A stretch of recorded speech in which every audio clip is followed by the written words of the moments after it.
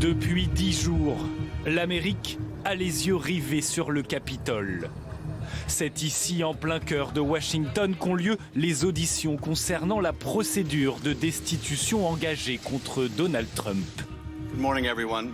À la barre, des conseillers de la Maison-Blanche, des diplomates ou des ambassadeurs. Tous sont sommés de répondre. Donald Trump a-t-il fait pression sur l'Ukraine pour salir le démocrate Joe Biden, son possible rival pour la prochaine présidentielle américaine?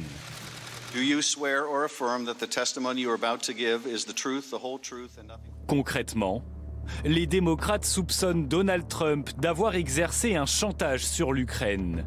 Une aide militaire américaine de 400 millions de dollars en échange d'une enquête diligentée par Kiev à l'encontre du fils de Joe Biden, qui travaillait alors en Ukraine. Un chantage confirmé cette nuit par la déclaration choc de l'ambassadeur américain auprès de l'Union européenne.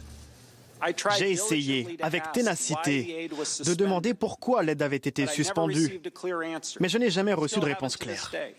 Toujours pas à ce jour. J'étais catégoriquement opposé à toute suspension de l'aide, car les Ukrainiens avaient besoin de ces fonds pour lutter contre l'agression russe. Une aide vitale pour l'Ukraine, qui doit faire face aux agressions répétées de son voisin russe depuis 2014. Donald Trump le sait bien, mais en a-t-il profité?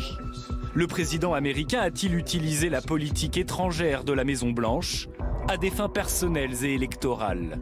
Plusieurs témoins appelés à la barre semblent confirmer cette version.